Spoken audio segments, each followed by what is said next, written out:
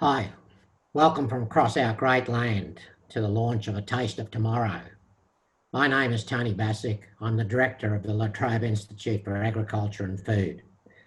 It's my enormous pleasure to introduce this webinar. How we will feed the growing population, estimated to be 10 billion by 2050. That is a 25% increase in 30 years. But amazingly, we will need 70% more calories. And how we do this with sustainable and nutritious food is an extremely important issue for all Australians and indeed for our planet, particularly as we try to reduce the impact of human activities on the environment and promote healthy diets as a preventative medicine for human health. This evening, you will hear from world-class researchers who are experts in agriculture, nutrition, ecology, and psychology about approaches to just do that. The COVID-19 pandemic, a global crisis, has exposed the fragility of global supply chains, the national importance of food security, and a strong manufacturing base to value add to our largely commodity-based ag food sector. This crisis has jolted our thinking on many fronts. And as we emerge out of this crisis, which we undoubtedly will, do we revert to the status quo or dare to do things differently and grasp a unique opportunity for Australia's ag food sector to position itself as the provider of choice of clean, safe, nutritious and premium quality foods? This webinar, A Taste of Tomorrow, is indeed prescient. Before we begin, I would like to acknowledge on behalf of La Trobe University, the traditional custodians of the lands where its campuses are located in Victoria. We recognise that Indigenous Australians have an ongoing connection to the land, and the university values their continued contribution both to the university and the wider Australian society. We would also like to thank the Australian Government for funding our National Science Week events and support from Inspiring Victoria and La Trobe University. Now I would like to hand over to our MC, Dr. David Hoxley, to introduce the panel and lead an informative and fun discussion about the future. Thank you. Thank you very much, Tony. My name is David Hoxley, and I'd like to introduce our panel, who are now unhiding themselves with their various backgrounds from all over the world. And we've all remembered to turn our mics on, which is absolutely fantastic. Nick Tran is our technical support for the evening, and many thanks to Nick for all the work he's done. So we are a whole bunch of different people, and I'd like to tell you who we are. First of all, we have Susan McLeod, who's a lecturer and researcher in dietetics and human nutrition at the University of La Trobe. And along with Kim Johnson and I, we're the three leads of the project. We're really very, very happy to have Monica Doblin with us, who's a senior research fellow in the Department of Animal, Plant and Soil Sciences at La Trobe University. And we've had a huge amount of support from that particular department. And Kim Johnson is the person who deserves all of the credit. She's the driving force behind it, and she is also a senior research fellow in the same Department of Animal, Plant and Soil Sciences at La Trobe. Penny Smith is an associate professor at La Trobe University in the same Department of Animal, Plant and Soil Sciences.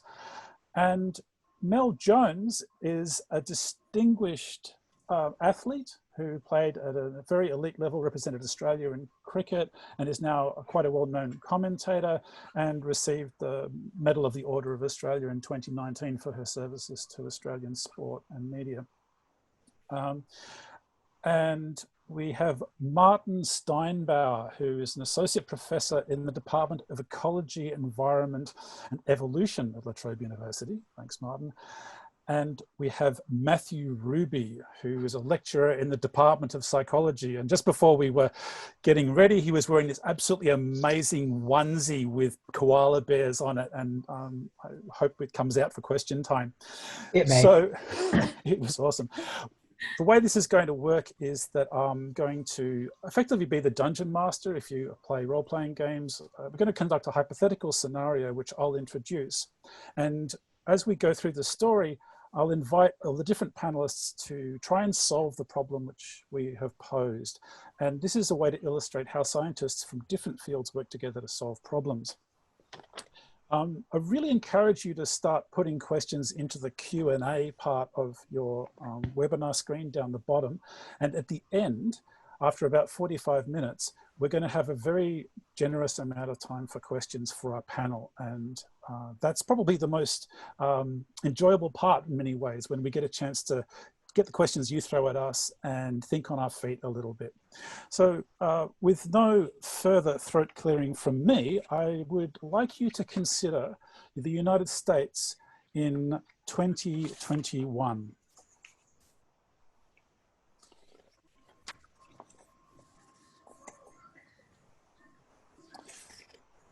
President Biden lies dead in state.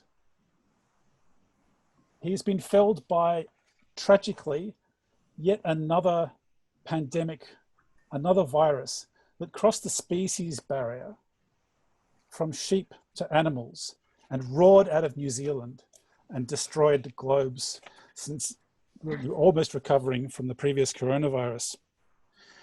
This virus is a little bit different to the horrific coronavirus of 2020. It attacks people who are malnourished. And as people are dying and we're trying to contain this virus, the vice president assumes the oath of office, and President Oprah Winfrey is confronted with a challenge. How are we going to keep the world safe once more?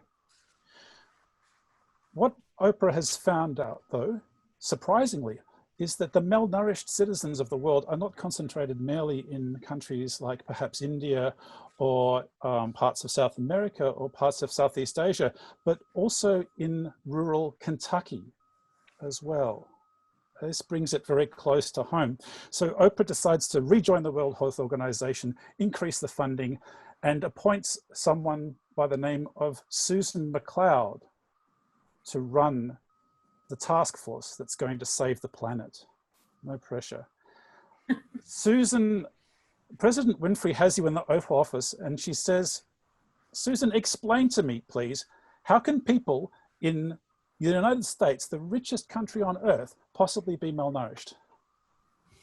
That's an excellent question. So we often think of malnourished people as people who are not getting enough food, but in fact, that's not the only form of malnourishment. People who are overweight and obese can also be malnourished. Malnourishment is a condition of deficiencies, excess, and imbalances. So it impacts undernourishment. It also has impact to micronutrient malnutrition, which means that we're not getting the vitamins and the minerals that we need in order to be healthy. And often with overweight and obese people, it might be a case that they're having excess energy intakes, but the food that they're consuming is actually nutrient dense, so they're not getting the vitamins and minerals that they need. President Winfrey thinks about this for a little and says, well, why can't we simply enhance Kentucky Fried Chicken with the vitamins that the population needs? Why do we need to do anything further? Yeah, so fortification is an excellent strategy, and we already use that globally. So we add iodine to our foods, and that's a global strategy that's used.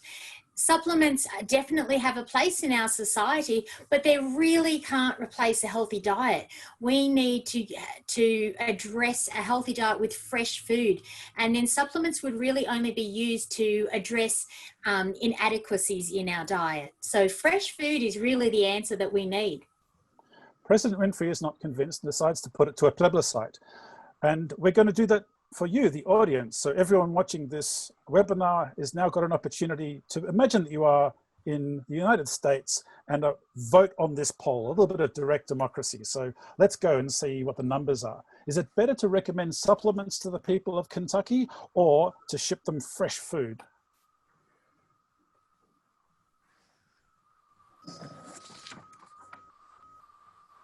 It's looking pretty overwhelming, David. Yeah, but supplements are coming from behind. You know, I always go for the underdog in these things. Clearly my case wasn't strong enough to convince these voters that supplements are not the way to go. Well, there may be consequences to all of this fresh food. We'll see as the event unfolds. We've got 85% voted. I've got to say, for an American democratic process, this is exceptionally good. I think we're onto something here. I mean, if you beat 40%, that's almost unprecedented. Yeah. I think we're gonna hit the 90%. I'm going to keep 90 and then I'll... Yeah, we'll stop it at 90. Last chance to We vote, just folks. need one more voter. Tantalizing. Okay, let's finish the poll there. So that's very clear that the audience feels that fresh food is definitely better than supplements. So it turns out, though, after some research has been done, that the Food and Agriculture Organization, the global body, says that 30% of the food that is grown fresh is wasted. It usually rots before it can get to market because there's not a cold chain. And so the amount of effort required to grow this food is going to have a very big impact on the environment. And so an expert is required. Susan gets Monica on the phone, one of the best experts she knows, a clear thinker, good problem solver under crisis. Monica, what's the deal with the fresh food? Is there an advantage to using the fresh food? Is there a downside? What insight can you give us to this issue? Thanks, David. I work mostly in grains, and grains deliver 60% of our calorific intake globally. So they're a very important food group. And what we've seen over the years, I guess, post-industrialisation, is that we've tried to, let's say, streamline the process of getting from farm to market. And so what's occurred is that we have refined that grain. So what happens in that process is that it's turned from a whole grain, if you like, to something that is refined. So you can imagine something like brown rice is turned into white rice, wheat grains are turned into white flour. So that's all very convenient. It's really helped to feed a growing population. It's convenient, it sort of delivers us fast food, but there are consequences to that. So the consequences are, in actually refining those products, we actually remove those outer layers, which are very nutrient rich. So they contain a lot of micronutrients. The other thing that they also do in that process is they remove a lot of the dietary fibre, and dietary fibre is really an essential component in human diets.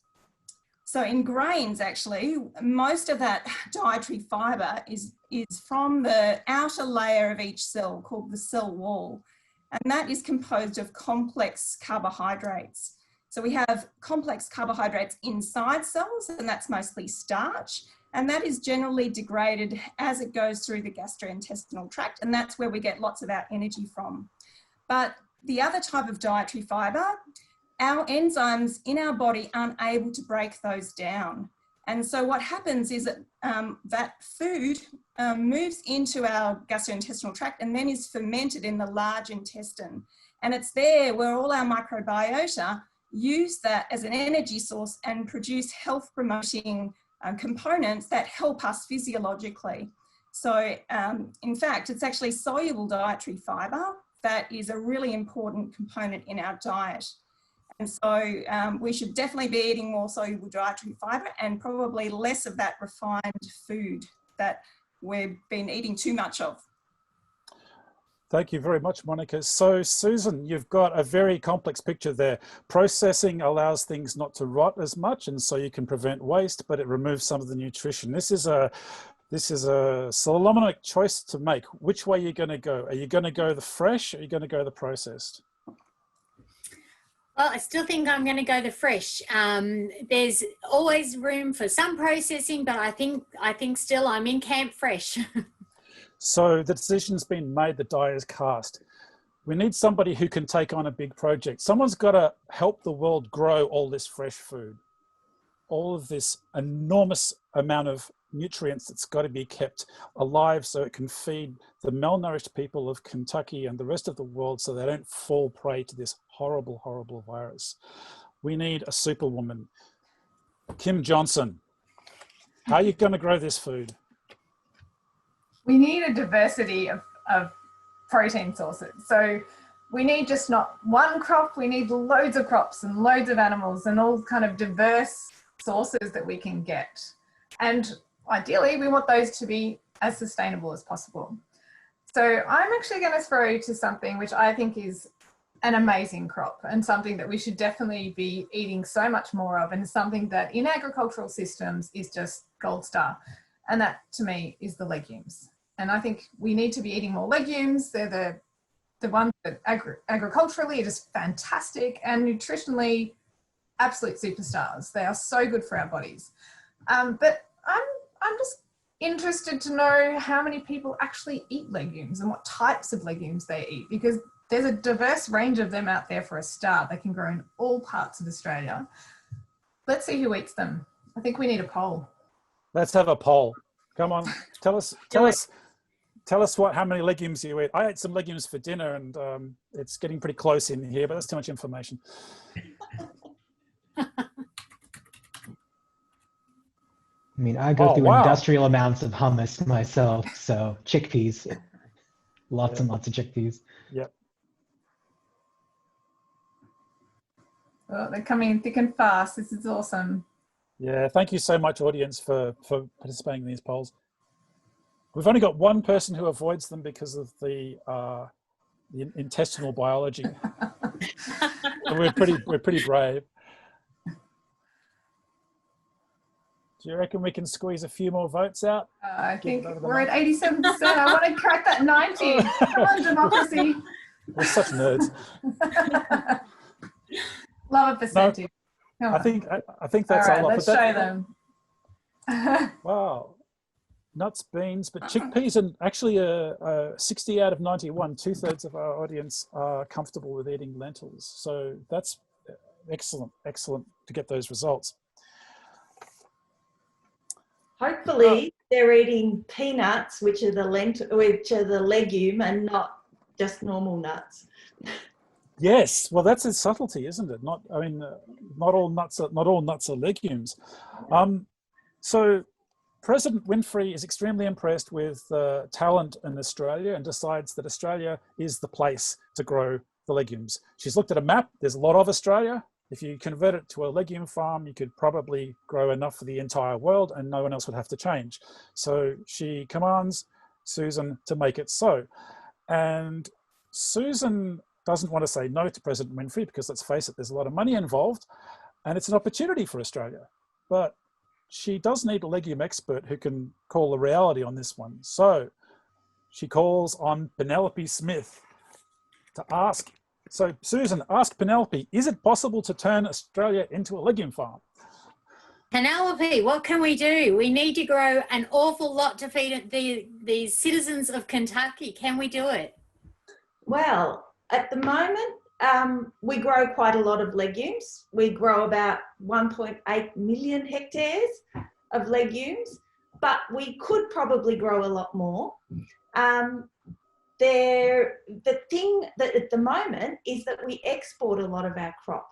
And so for farmers, growers, they don't have a stable place to export their legumes. So sometimes there's been an example recently where the chickpeas were on the boat to India and a tariff was put on them. And so then suddenly the price that they were getting was a lot lower, and it meant that they didn't make as much as they thought for that particular crop. So if we were eating more legumes in Australia, or had a really stable place to export them to with low tariffs, then we could grow probably about 3 times more, about 4.4 million hectares of legumes. And we can grow different legumes all around Australia. This sounds pretty promising, doesn't it, Susan? Absolutely. Sounds like we might be able to do it. Yep, and there's lots of advantages to growing them as well in terms of sustainability for agriculture. So at the moment, we grow a heap of wheat.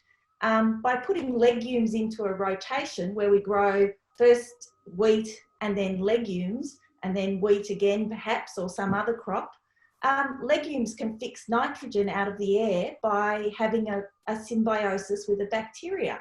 So they support the bacteria, and then the bacteria fixes the nitrogen from the air, gives it to the legume, and then the legume uses that. They don't need to have then nitrogen fertilizer. So we're not using a lot of energy to make that nitrogen fertilizer, because it does take a lot of energy. We're not wasting those greenhouse gases. We're also not having nitrogen fertilizer runoff that could cause pollution. And then on top of that, some of the nitrogen that the legumes fix ends up in the soil, and then that can be used by the next crop, say the wheat. And so we get a benefit there of less fertilizer used as well.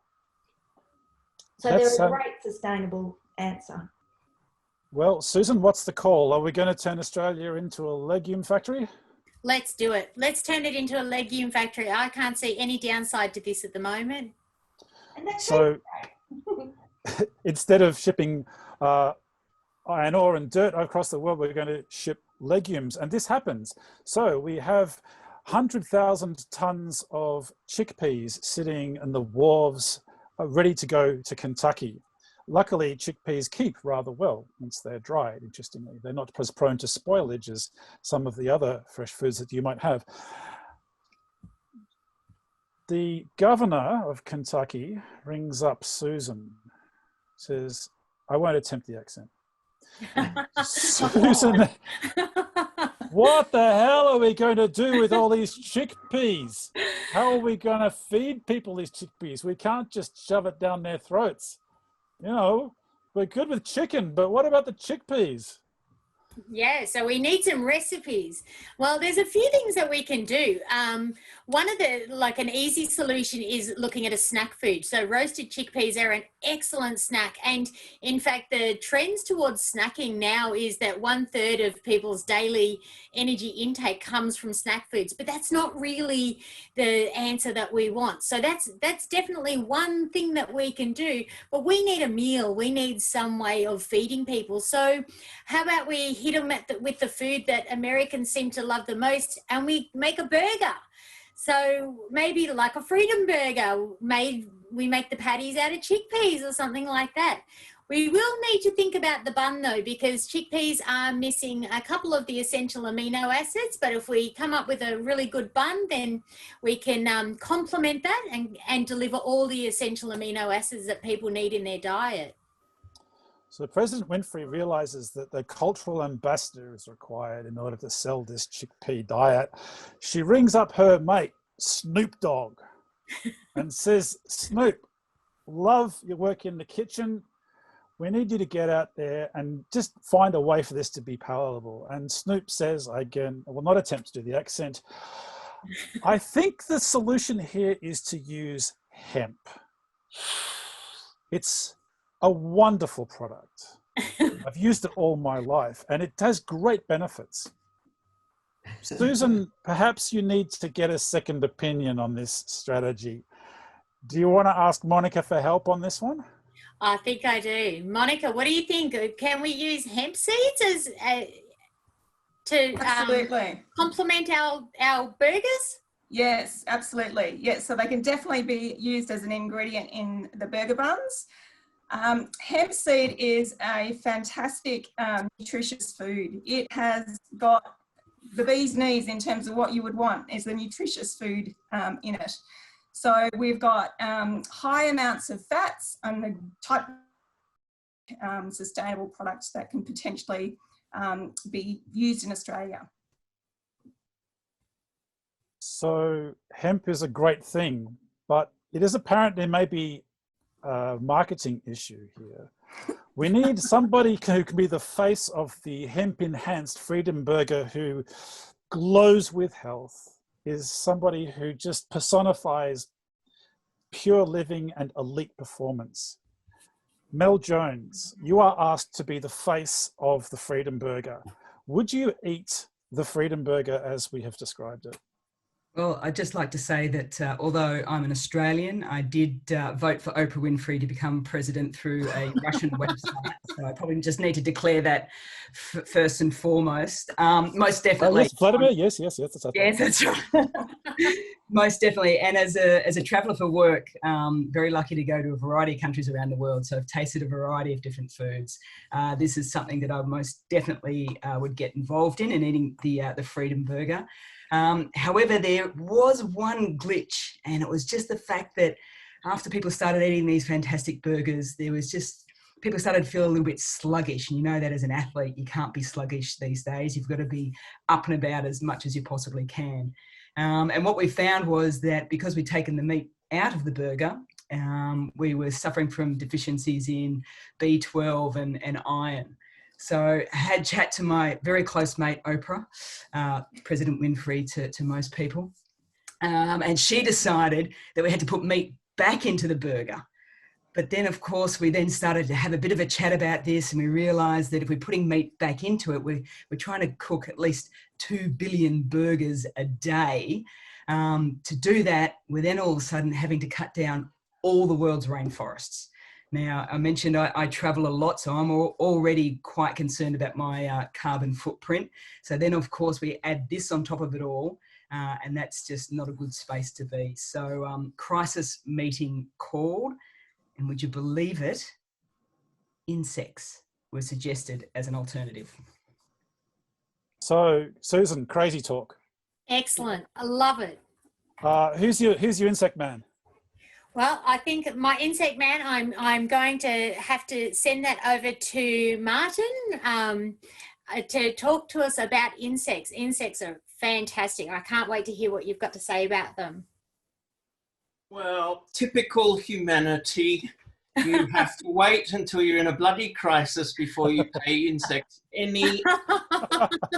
So, good on you. Good on you. Unimpressed as an entomologist. Anyway, various native peoples have been farming all sorts of wild insects for millennia. It's just us delicate Europeans who have a mindset that doesn't like eating them. So the best we've come to eating insects is farming certain exotic species for livestock food. And we really don't know much about how we could farm other insects that native peoples have eaten for centuries as food for ourselves. So if we wanted to live on Australia much more sustainably, definitely farm insects. They can convert mass into protein much more efficiently than can vertebrates. So they can also suck up all of our organic waste. So things like black soldier fly, very good at converting all that organic material into protein. We have things like native witchetty grubs that, and other similar sort of big fatty larvae that we know nothing about their basic biology and ecology, which is where I would love Snoop or someone to ring me up and say, hey man, here's a big stack of cash. Go and study endoxyla out in semi-arid Australia for the rest of your days. I'm there like a shot, and you can all bugger off while I come back to you sometime later and tell you how to farm witchetty grubs. That'll suit me down to the ground. And I can give you on the side some really easy information on how to farm crickets and, soldier flies. And you can come back to me when you think you have a problem. But if you want to live on the continent of Australia sustainably, stop converting forest into pastures, start eating insects, and get off your high horses and get some exoskeleton with a bit of crunch stuck in your teeth. That's what I'd be saying to you. Snoop I hope that didn't offend any sensibility. Keeping it real, Martin. Snoop is awarded an honorary doctorate from the Massachusetts Institute of Technology, and so Dr. Dog sets up an institute in the middle of Australia, just south of Uluru, and employs Martin as his chief research fellow into sustainable living and psychotropic astronomy. Excellent. And with a promotion, I hope. and an attendant salary increase. So we are left with this decision about whether or not we can sell the insect eating to the populace of Kentucky. They might have gone at the chickpeas with the burger. It's time for another vote, folks. Would you eat insects? Poll time. See if we can get above 90%. There we are. Would you eat insects? I feel like this one's going to be a bit closer. Yeah. The pro-insect lobby got in there fast, but... I think we've done a good case selling it. It's a great way to get our B12 and our iron deficiencies sorted without having to destroy our rainforests and turn to beef as we typically do. Susan, how much B12 is there in insects, by the way, compared to other sources of B12? It's actually quite high. I mean, in an individual insect, it's not particularly high, but if you did a comparison per 100 grams, it's actually really quite high by comparison. I haven't got the figures on me right off the top of my head, but I do know that comparatively it's fantastic. I read on the internet that it was 12 times, but you know, you can't always believe everything that you read. There's some homework for you at home. See how many much times better it is. So. Oh, I'm loving these results. Look at that. This is awesome. Did anyone vote twice? No, you can't. The tech won't let you. All right. So Oprah, President Winfrey, is very aware of the ethical implications of these decisions and wonders if eating an insect is equivalent to eating a life. Is it taking a life? Another way is do insects have a face?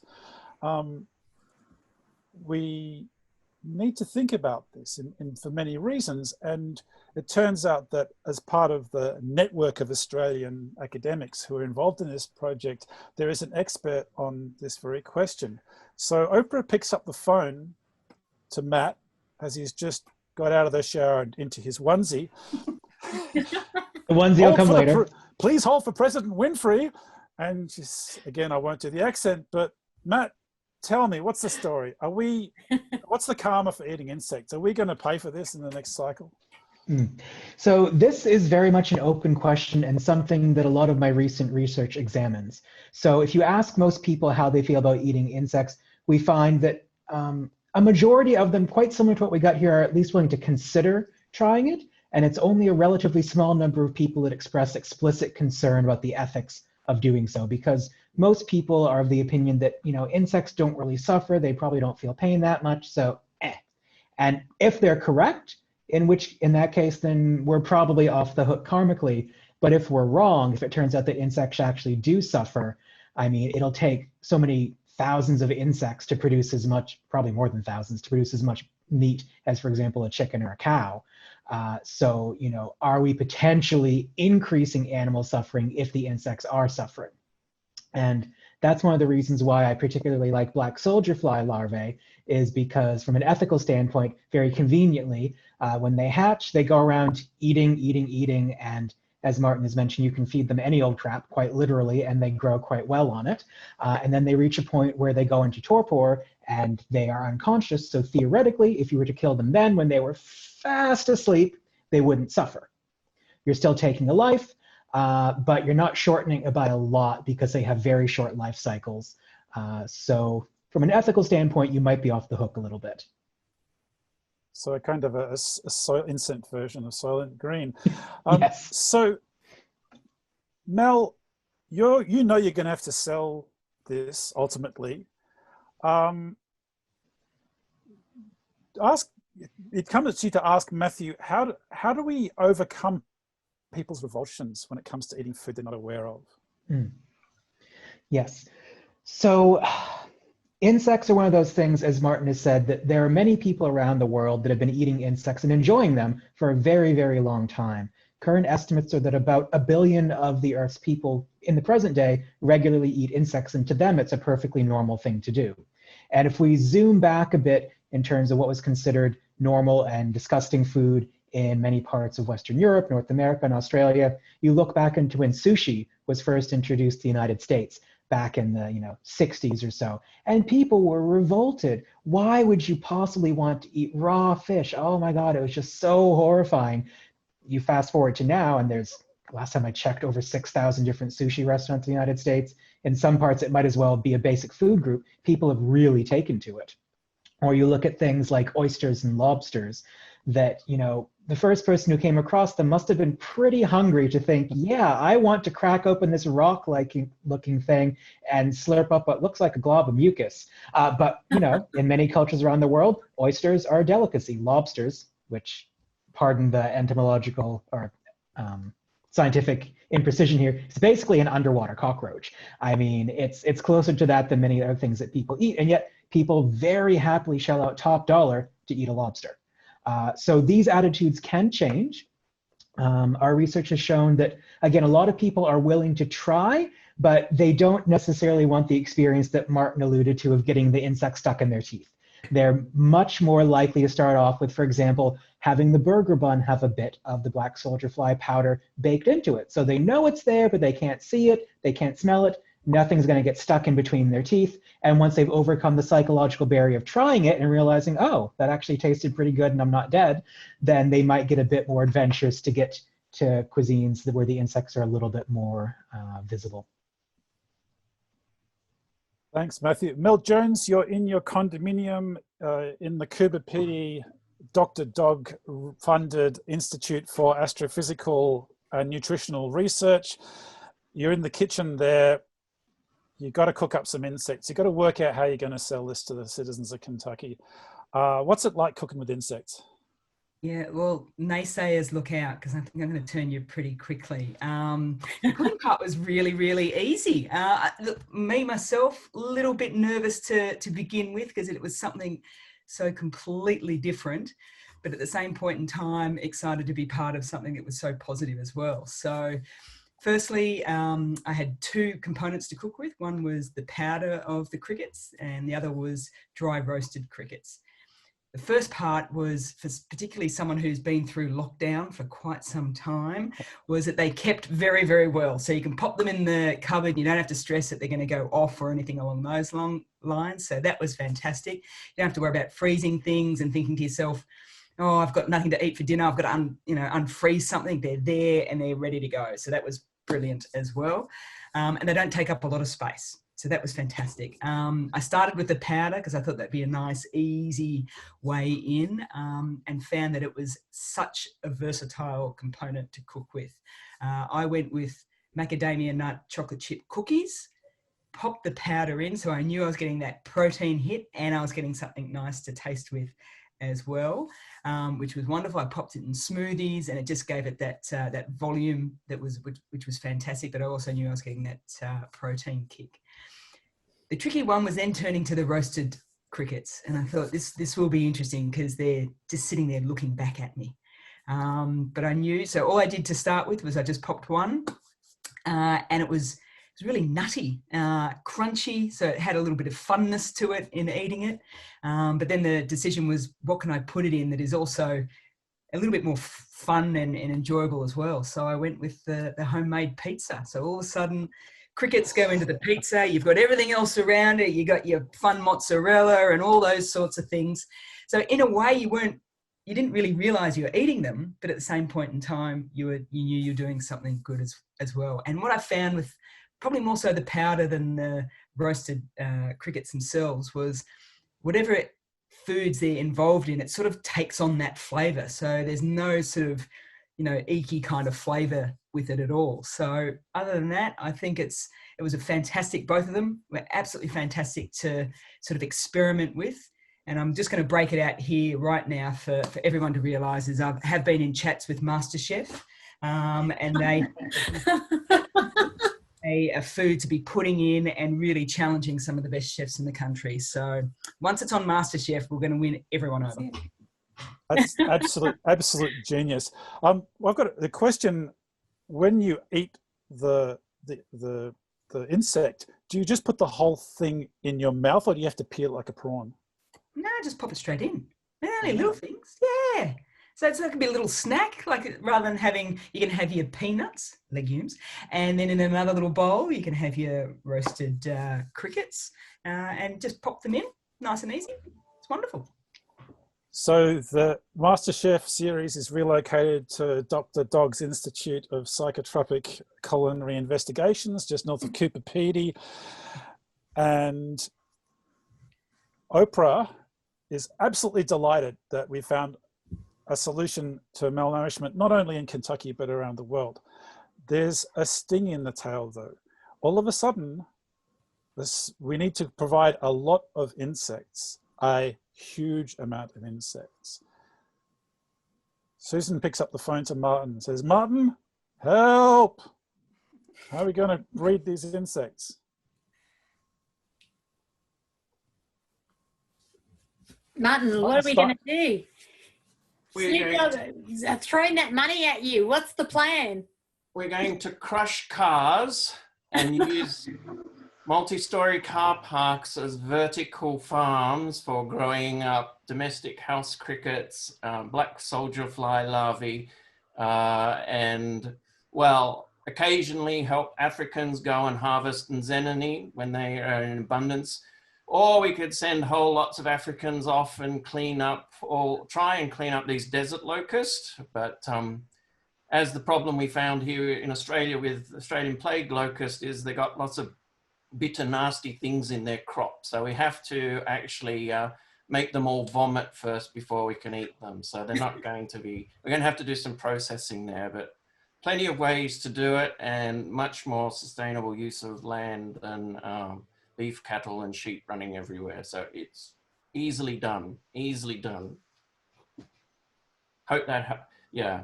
Bring me back in from the arid Australia where I've been studying cossid moths and hawk moths, and I'll give you some pointers. But otherwise, please leave me alone. Prime Minister Tony Buttigieg uses eminent domain to acquire all of the high-rise car parks in the metro in Sydney and Melbourne, and this is radical plan takes over, and Australia's balance of payments all of a sudden starts to look very, very different. We find that as a result of Australia pumping out legumes and insects to the world and acting as a leader in this area of changing minds and bringing people along with us with the help of the United States, all of a sudden Australia has become this agricultural powerhouse, a high-tech agricultural and biological monster on the world. And genius is in extensive agriculture, and the mining industry starts to become ancient history, like Argentinian beef. The virus recedes. The population is now nourished, it's happier.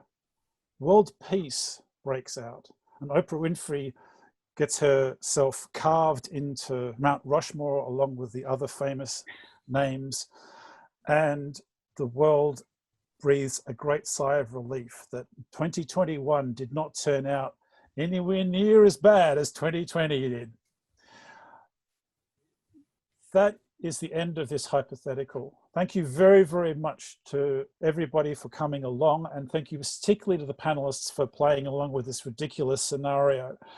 I'd like to hand over now to the project lead, Dr. Kim Johnson, who's going to sort of maybe frame what we're doing in this project, bring it all together. And then after that, I can see 12 questions in the Q&A, and I'm sure there'll be plenty more. And I'll send them out to our panel and hold them to account and make sure they can't weasel out of it. Kim, over to you. Thank you, David. I think from what you can see from tonight, hopefully you see that there's not one solution. We need lots of solutions to what is a big challenge. We know that, we can't use any more land for agriculture. We've really used the maximum that we can. We need to use what we've got available to us because we need to preserve the biodiversity that is out there, our natural resources. We need to maintain that and try and reverse some of the effects of climate change, which we know agriculture has been one of the contributors to. So But really, you know, the panelists have highlighted just that we have the opportunity to do that. And we want people to have a really positive view of the future, that with these technologies and these great minds that you can see here coming together, these scientists from different areas of expertise, when we bring people together, we can have really creative ways to solve some of these challenges. And there's lots of opportunities so that we can have food security in the future and a healthy society. Australia's done this really well in the past, and I have no doubt that we will continue to do so in the future. We've got great people here, and we have amazing, as I said, new technologies, new breeding methods, and we can make plants and animals grow better in our already harsh climate. We're already pretty used to this. We're good at it, and we'll continue to be good at it. What we'd really love is people to join us for our Science Week events, so you can hear more, explore these issues in more detail, explore some super cool future foods, and yeah, look at the possibilities, what's going to happen in the future. And I'll hand over back to the Q&A. Thank you very much indeed, Kim. And yeah, fairy claps for everybody. So we can slip into something a bit more comfortable. Matt, you can put your onesie on now, and let's excellent. And let's do the Q&A. Can I just again thank the panelists as well? Thank you everyone for turning up, and thank you to the attendees for coming along. Yeah, we want to hear from you. So I'll take the questions one at a time from the beginning. It is so gorgeous, Matt. And that koala background just makes that outfit. Yes, and I took that photo myself a couple of years ago up near Canberra. They were the most adorable mother and baby. Awesome. Sharon says that I have a theory that there'll be no need for animal-based protein in years to come, kind of like True Blood. I don't know what that is. Do you agree? Can you see any negative implications of this development? So maybe, Matt, can I throw that to you to start off with? Sure. And this ties into one of the questions that was a bit further down the list as well about, you know, whether we really need to be turning to insects or the plants theoretically could do all the work for us. So potentially there are some drawbacks, but generally speaking, I'm quite positive towards the idea of having, you know, a plant version of True Blood for the non-vampires out there who just want to get their nutritional needs met. That's what it's from, David. It's a great series called True Blood. Right. It basically replaces human blood so that vampires don't have to drain people, but it tastes kind of awful. All right, so the question for this is, I think that plants really can do a lot. So the Freedom Burger that we talked about ended up being a bit deficient, as I recall, in B12 and in iron. But by using a different blend of plants, for example, you could deal with the iron problem. Iron from plants is a bit harder to absorb by the human body than iron from animals, so you would need to take that into account. And B12, you would need to find a good source of that. So we talked about using insects. A lot of the foods that we currently eat, I know that Susan's not a particular fan of fortification when you can get it fresh, but something like that, I think you could, you know, get some synthetic B12 or use some bacteria to generate some B12, put that into the burger, and theoretically that could deal with those needs. But what I find particularly exciting about the insects, and that's why I brought those in, even though I generally favor the plant protein, is the great capacity for transforming food waste into something useful. So food that could not be consumed by humans, literal garbage, can be turned into something that humans and companion animals as well could eat. So our dogs and cats who need to eat something, rather than killing other animals to feed them, use insects to turn food waste into dog chow. Interesting, and that gets back to this idea that cold chains are expensive, refrigerated transport is expensive and energy consuming, so perhaps living with the waste but turning it into something else is a way to not actually have it be completely wasted. Susan McLeod, you're the nutritionist and dietitian. So B12, are you aware of any plants that have B12, or is it really just an animal thing? So B12 comes from animal products primarily, and as Matt just said, the only other source that we have is the ability to grow it as an enzyme. So other than that, all B12 comes from animal products, which is why it's really common to be deficient for vegans and some vegetarians, depending on what they're consuming, to be deficient in B12 and iron. So that's something where that's somewhere where I would actually recommend that people take supplements, because you need to get that. Otherwise, you're going to end up feeling lethargic, foggy brain, and that's absolutely a necessity. Thank you very much for that, Sharon. That was a brilliant question. Thanks for that. Keep the questions coming in, folks. We'll answer them all if we've got time. Kim really wants to know the difference between canned and fresh legumes. I'm going to throw to Penny on this one, and maybe with a bit of help from Susan. So with the canned legumes, it's pretty much nutritionally they're pretty much the same, I think. Would you agree, Susan? But you might have some additives in the cans. It depends on which cans you buy. They may have something in the liquid that it's grown for, that it's put in. But one of the things about getting them in the cans is you're probably using energy and products to produce them in the cans. Although it makes it easier for us, it's probably not as sustainable. But if it means you're eating better foods, then it's probably, and you really want the convenience, then a canned legume is great. There's also processes being worked out where you wouldn't need to have them canned, but you can buy them in other types of packaging, ready to cook, not as dried. Susan, does that check out? Yeah, I'm actually a big fan of canned legumes. I'm not opposed to them at all. It's really convenient. So typically if you were going with dried legumes, they can take a while to cook. And we know that most people don't like to spend hours on a weeknight cooking or having pre-soaked, or, you know, having them boil away for an hour and a half. So having canned is a fantastic quick option.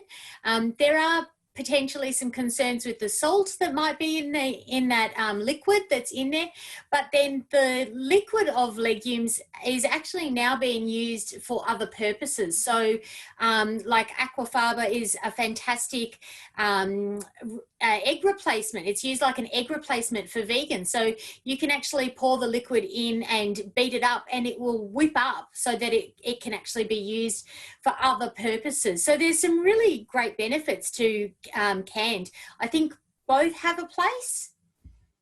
So did you say aquafaba? Aquafaba, yeah. So which is basically the liquid from chickpeas. So if you had a can of chickpeas, you would use the chickpeas and you would keep the liquid, and you would beat it up like you would beat egg whites, and you can actually use it as an egg white replacer in certain dishes. Can you make pavlova out of it? I don't think so. You can make a killer chocolate mousse out of it, though, and meringues. I haven't tried pavlova, but I have a friend who's a bit of a culinary genius who regularly makes meringues from it. So maybe pavlova. Yeah, I reckon. It has that beautiful ability to trap air, which is what, so that's why we use egg whites, right? So egg whites can trap air, and they can increase in volume, and they have, you know, these amazing properties that allow us to do so many different things with it. And we haven't really had a vegan alternative to that. And this has now come along. I don't know why someone decided to pour it into their KitchenAid and whip it up, but they did. And they've discovered this, and it's now trending, especially in vegan communities, and it's amazing. It's so fantastic to have another option and to be utilizing something that would normally go down the drain.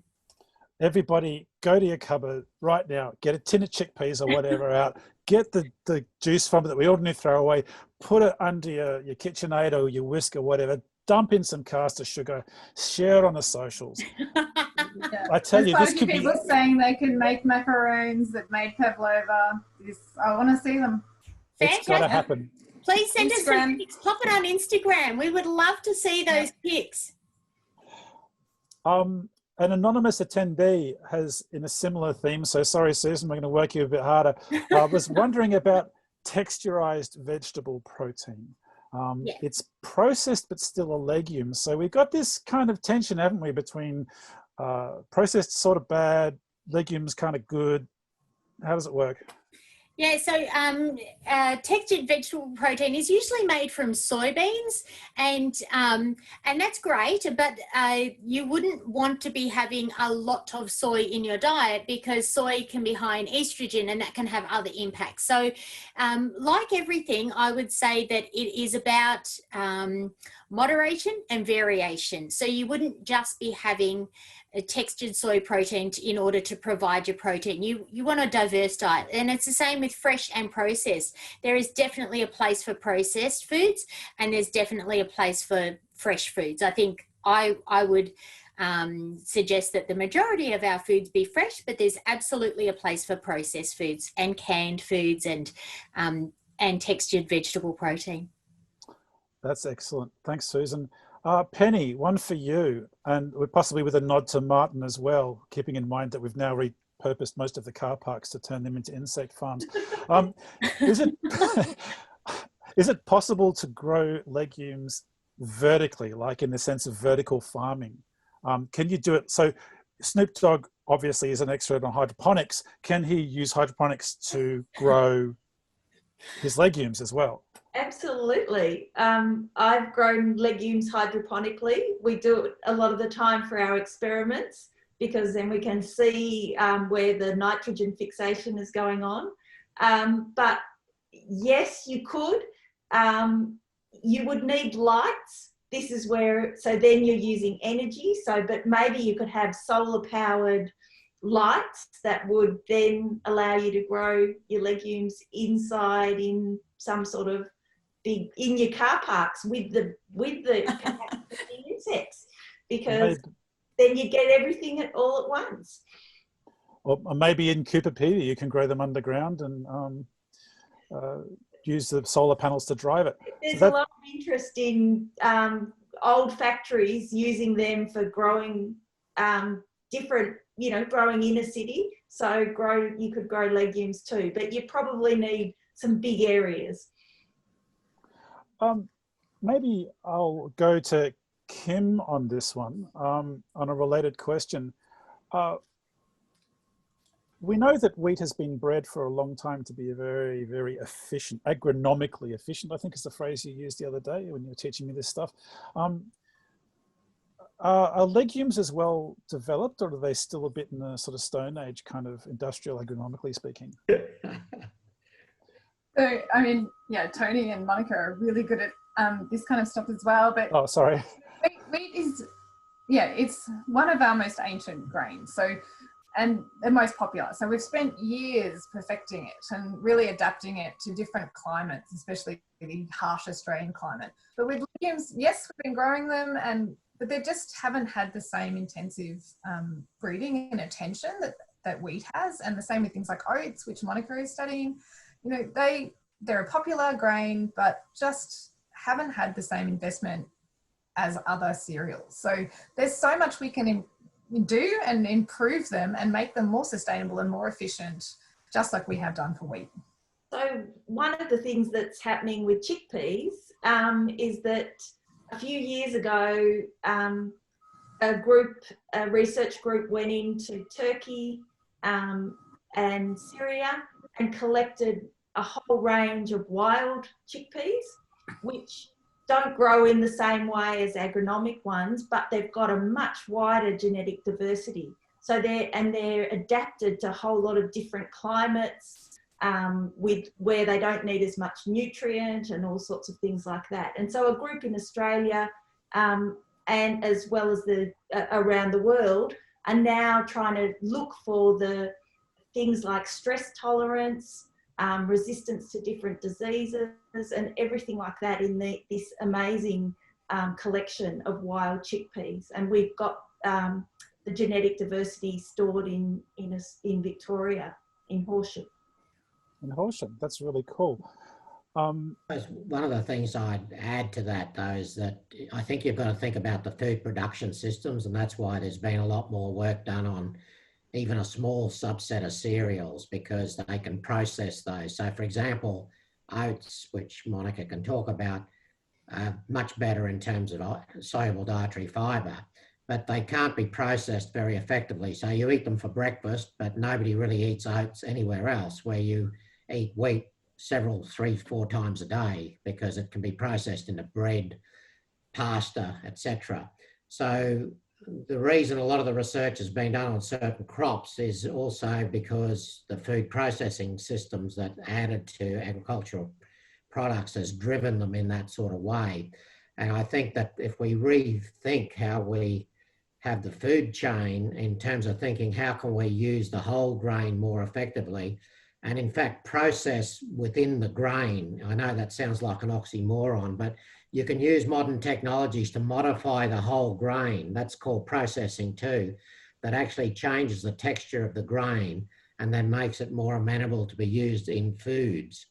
And so I think instead of sort of pulling it all apart into different products, but using the whole grain that way, and if we can change that food production system, then I think we've got another way of bringing in all that diversity that Kim and Penny have talked about. It sounds like there's a lot of scope there, doesn't it? We've got, I'll keep moving down the questions because we've got heaps and I do have an eye on the clock. An anonymous person has asked, will hemp be cheaper in the future? Hemp seeds are quite expensive and they're quite difficult to find. Maybe, can I stay with you on that one, Tony? Do you, are you the right person to ask for that, or is Monica a better person? Depends on. So I can answer if you want to. Thanks, Monica. Hemp is really a sort of a niche crop in Australia at the moment. So we have very little agricultural land that is dedicated to growing hemp. It is being trialled around Australia, but it's not risen, I guess, to the popularity that it has in other places such as China and Europe. So I think people can see the benefits of what hemp might bring, and we are now undergoing all of those tests and trials that need to happen in multiple locations around Australia to see actually, you know, how good would it perform against something like cotton, for example, or another sort of oil seed crop, just to see how well it performs in the Australian environment or environments. I mean, we've got multiple environments, right? So, so that is sort of the key. You know, if we grew more of it, there would be more around, and so I think the price would become cheaper. But as I said, we've got the land. It's just a question of really putting the research element into some of these niche crops to really see whether they're going to be an option into the future. Yeah, the other challenge is that you have to have the manufacturing process to actually, we've very much developed a manufacturing process for fibers around cotton, for example, and the harvesting as well, and that's around grains. And neither of those technologies are useful or used in the hemp industry. So you've got to develop an entirely new production manufacturing pipeline. The Canadians have done it very effectively on large scale, and they utilize every piece of the waste stream that goes there, and that's how it's become economical. But if you're just growing it for grain, for seed, then you're not going to have an economical crop. You've actually got to be able to make all the other products from the fiber components of it. Thank you, Tony. I can see a theme emerging here about research and development. Australia's got to move to manufacturing, back to manufacturing. Yeah, away from commodities. I noticed that one of the comments in there was it's hard to find. I've been able to find it at local supermarkets, and it is always at Aldi for some reason. I've seen it advertised there quite a few times. So if you are looking for it, I've seen it in the supermarkets. Check out the health food aisle. Nick Tran, our technical support, who also works at Woolworths, has also pointed out that you can buy hemp rum. It's called, that's the best of both worlds. I think we need more details about this. Dead Man's Fingers. I've never tried it, but I just love the name. It's like Kraken rum. But the handle for Instagram, by the way, is at taste_tomorrow. So Robbie has asked, with a magnificent pun, and there's definitely a theme of puns in this project, what is the Australian government's appetite for increasing public and private investment in R&D of preventative medicine? So this is an angle which we haven't really talked about. I might throw that to you, Susan, but possibly also you, Matt. about the idea of preventative as opposed to reactive public health. Matt, do you want to take this one to start with? Sure, with the caveat that I don't really have a medical background, but I do have friends that do, and we sometimes talk over cocktails. So, take what I say with a grain of salt or half a shaker. But I'm very much of the view that, an ounce of prevention is worth a pound or even a kilo these days of cure.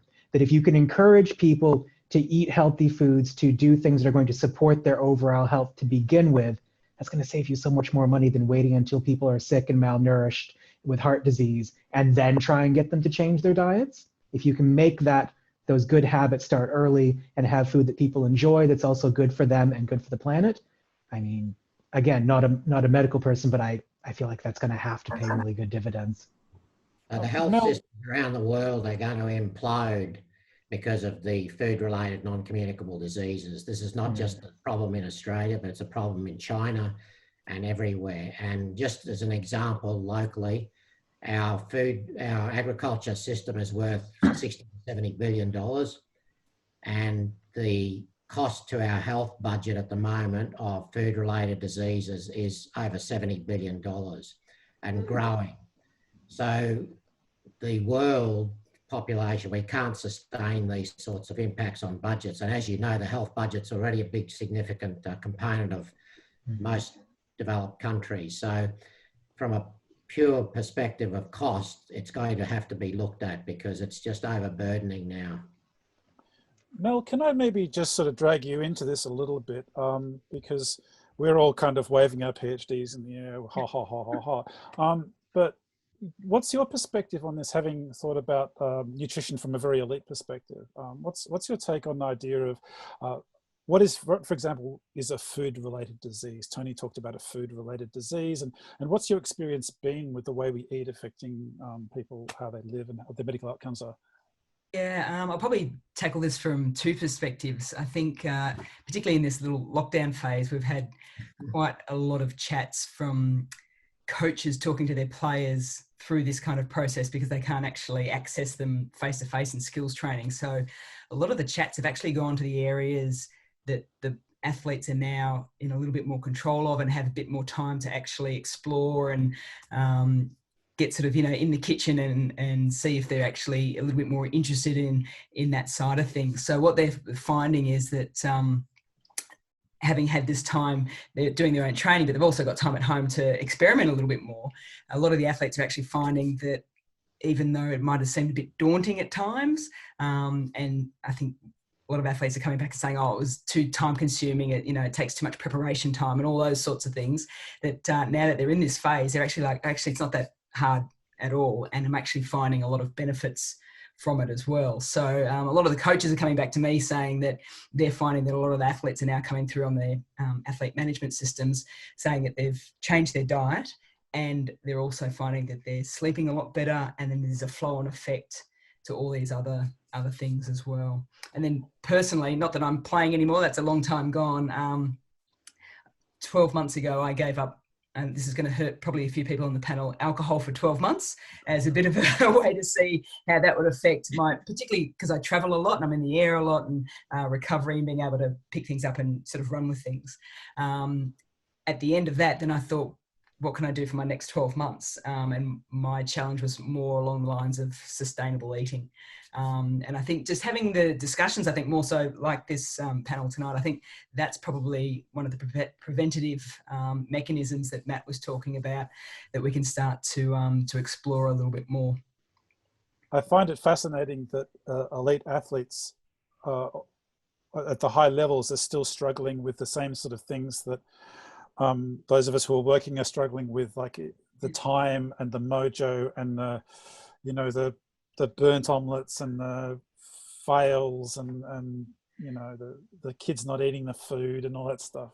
But we've been also programmed for a lot of our careers too to say that this is the way you should train as well, because someone always said it was the way. So, you need to just worry about hitting a ball or catching a ball or throwing a ball and all those sorts of things and the physical side of things. But we've never really, we're still struggling with the whole mental side of of training quite a bit. So nutrition has always probably been at the back end of things, but I think it's now sort of working its way up the ladder quite well, which is really important to have that really balanced approach to your athletic career, which is exactly the same as what you should be with your life as well. That's awesome. Again, with an eye on the clock, we'll go into some more questions. And this is a ripper from Liesl. It's one of the big ones. Given that Australia's climate is relatively extreme, what role will genetically modified crops play in future farming to feed the world population? Kim? I think we've got to take every strategy we have.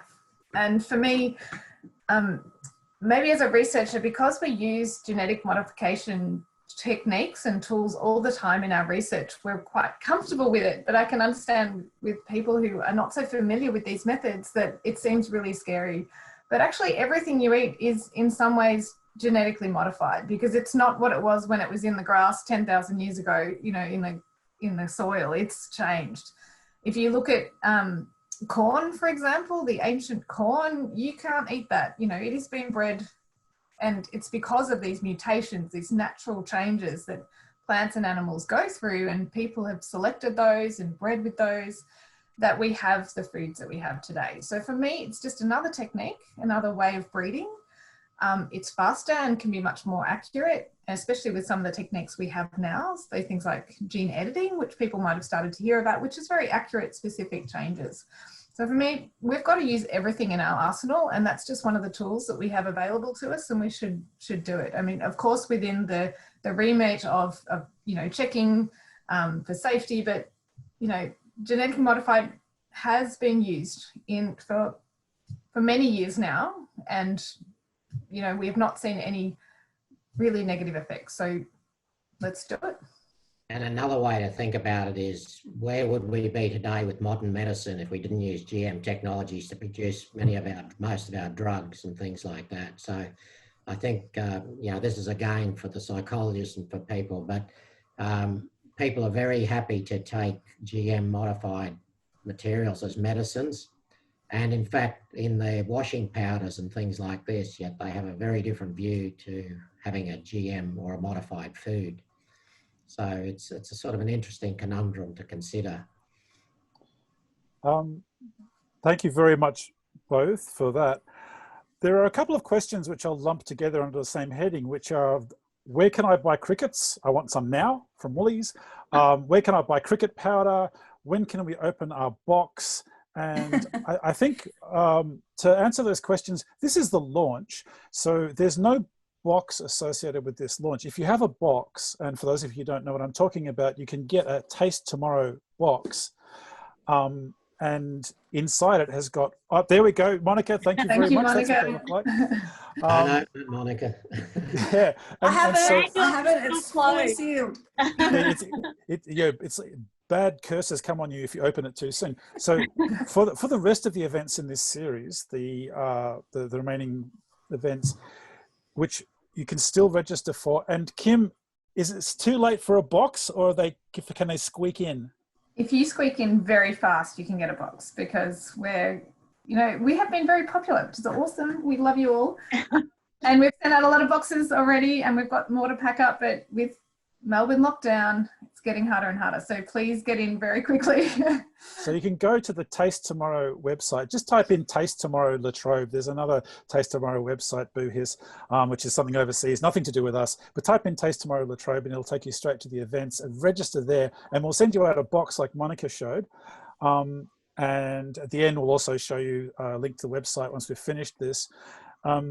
And we'll probably go till just a bit before 8:30, I think, given the number of questions we've got. We'll put up the socials and the website address at the end of the presentation. So if you're unable to find it, we'll have all those details on the slide at the end. And keep asking us questions. We'll stay on for a while and on the socials and answer what we can for you. The first event is on Sunday the 16th of August, which is the start of Science Week. So that's when you can open your box. And we'll open it live in the session. We'll do it with you and have a bit of fun as we go through that event. So as far as buying products goes, yes, you can get cricket powder from a very large number of retailers. And if you just get onto the internets, you can get crickets, mealworms, ants, all sorts of stuff delivered to your door, no problems at all. We were really impressed at the large variety of products, and there's processed versions as well. You can get cricket tortilla chips and all sorts of things. So I don't want to endorse any particular products because after all, we're not supposed to do that sort of thing, but get on the internets, that's what they're great for. If you go to our thank you page, you'll see where we've got some of our products from. There's some of the people who've been generous enough to be sponsors for some of our products there on there. So you'll be able to find a link there. And the cricket powder is available from Woolworths now. That's where we were able to buy some in order to play with it and test it in recipes. So you can get that from there. It's in the health food aisle again. That seems to be the most popular aisle where we're encouraging you to go tonight. That's where all the good stuff is. But I suppose, as with anything, for products to get into big distributors like Woolies, it's all about demand, and they need to know that people want to buy these things. So in European countries, lots and lots of products in really big shops. That's probably why Aldi stocks various of these things. If the market doesn't hear that the populace wants insects, it'll remain a niche product. So if you want it in, mass production, you got to send a dollar signal to producers. So get out there and spend if you want it. That's a really good point, Martin. And while we've got you on tap, I want to throw you another one of the questions that is something we've certainly discussed as a project. We are, of course, not the first people to think of eating insects. You alluded to this when you talked. The First Nations of Australia have been doing this for a very, very, very, very long time. What can we learn from the Indigenous custodians of the land upon which we live? So I'm coming from the ecologist perspective, and I hate the sound of GM crops being planted all across arid parts of the country, sucking up God knows what artesian water out of the ground to grow plants. I think one of the things we can learn from traditional peoples is that when they arrived here 60 or 70,000 years ago, they gave the megafauna a good whack. Then they started eating the macropods. Then they started eating the goannas. And now we're eating further down the food web and turning to insects to keep us all going. So let's try and bring our numbers under control first before we start being, human locusts and wanting to populate Mars. It gets quite on my wick that, we look to technological or other fixes, and we don't look to the elephant in the room, which is human overpopulation. So sorry to put a dampener on things, but, we have the environmental problems we have now because of the huge numbers of people on planet Earth consuming vastly more amounts of resources than they really need. So I don't know, become a little cricket and become very efficient at what you eat and how you use it is what I would like to say.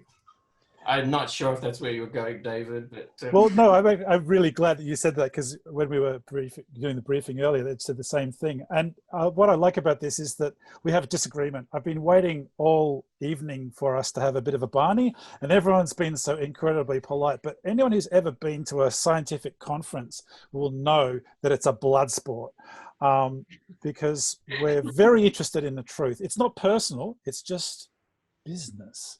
But there are a lot of disagreements. There's not this monolithic hive mind within science that all agrees, oh, this is what we should be doing. And this idea about GM crops, for example, as Martin has pointed out, there are, from an ecological point of view, it's not a win-win situation. There are costs as well. But also, as Martin was pointing out, and Tony was pointing out, if we're going to feed the population, something has got to give. So these are not easy problems, and they don't have easy solutions. And that's what we're really trying to get across with this panel format. Can I also comment to that? I mean, I think this is an opportunity, I think, for Australians, white Australians, to really sort of join in this reconciliation process and actually utilise the knowledge of the First Nation people to really help solve this problem. And by doing that, offer them also a solution to, their health issues. We all know this gap exists, and I think it would be a fantastic way, as I said, to really come together and really provide some hope for everyone in the community. So I would think that's really an opportunity for us to learn much more about land management. How can we use our natural resources in a far more efficient manner, and really essentially increase our export, if you like, and really grow our agricultural industries. I think, and I really view it as an opportunity to really engage much more deeply and connect with people, because everyone eats food. You know, food is absolutely essential for human culture. And yeah, it's a real place for connection amongst families, friends, wider communities. So I see it as a real positive that we can kind of work in this space and create a future that brings everyone together.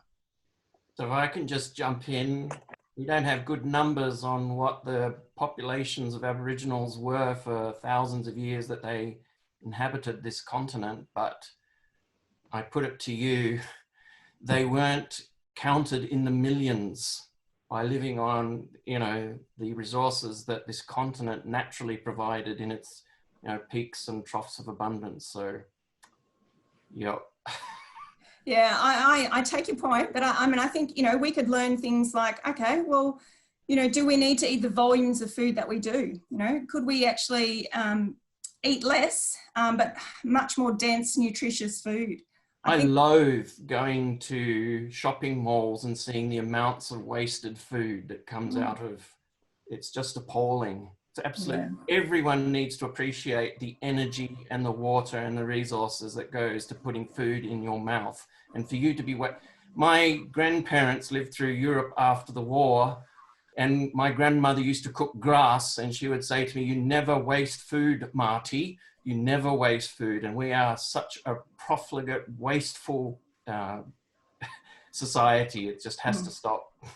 Well, Martin, if it comes as any comfort, there's quite a few comments in the Q&A absolutely supporting what you've been saying earlier. There is a question I think we should realise, that waste is not something just of the developed world. It also exists in the undeveloped world. So they have as much food waste in Africa, etc., as we do in developed countries. And that's because it's because they don't have the technology to store their food and the supply chains to actually deliver it when it's produced. Whereas here, we do it post-production, we do it through processing and stuff. So it's roughly about the same in both worlds, if you like, is that about a third of the world's production is lost, either pre-farm gate or pre-farm gate in the developing countries, post-farm gate in the developed countries.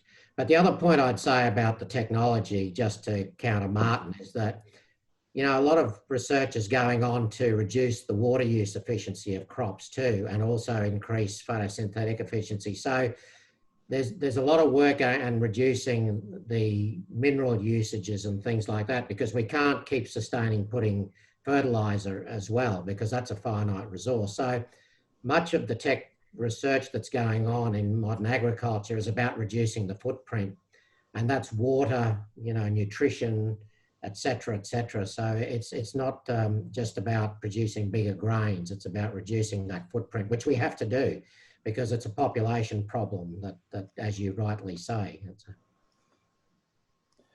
Thank you, Tony. And again, we can see a tension between the desire to produce a technological fix and then addressing the more fundamental problems.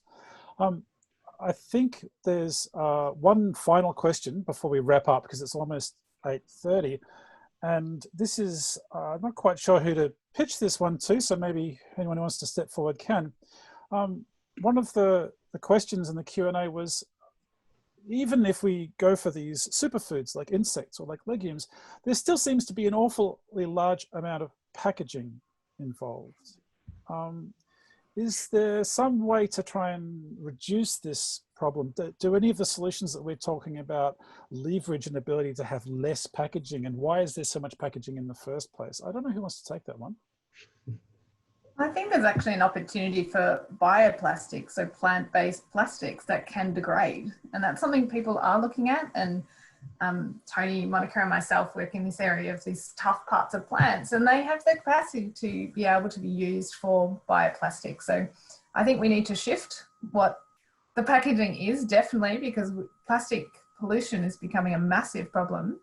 We need things that are biodegradable, and there's a lot of opportunity in that space. Thank you very much. Oh, Tony.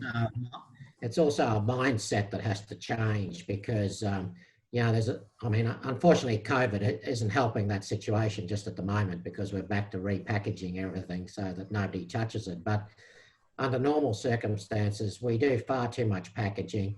We also think about, for some reason, and Matthew can answer this, but we link an unmarked food as being better than one with a bit of an insect bite on it. So pricing and everything, you know, selection of what's shown at the supermarket is all based around it being perfect with no blemishes on it. And that's why there's a lot of wastage, is because of that. And so that's a big issue, I think, that we have to address. Just really quickly, because I am mindful of the time, in terms of the bioplastics, going back a few conversation threads to hemp and Dr. Dog, that's one of the great things that one can make out of hemp as well, is you can make these bioplastics. So you can eat the seeds, you can make plastic out of the rest. And yes, people are too darn finicky about what their food looks like. They want the perfect peach, the perfect apple, the perfect orange, and the ugly ones taste just as good, and depending on how they're grown, could be better for you. And I'm happy to say that here in Australia and many parts of Europe, a number of supermarket campaigns are directly taking this on. They're selling, you know, ugly fruit and ugly veg at a discount to encourage people to buy food that's perfectly good, but that might otherwise go to waste because people are being too darn picky. So I think that's something people can learn to get over and use. Thank you very much, Matt. And thank you, Tony, Monica, Susan, Mel, Martin, Penny, Kim, Nick Tran in the back end, who's just given me the direct email to the head of sustainability at Woodworths in the chat. Thank you to the audience. Thank you for the great questions. I'm sorry we didn't get a chance to answer them all. You know where to find us, and we're about to put up some social media information for you. Please go nuts on the socials. It's a way for us to continue this conversation. It's a conversation that Australia needs to have. And thank you very much for your attention, and perhaps see you at some other events. And if you order a box quickly, it'll come to you within the week, I promise. Covo special. Have a great night, everyone.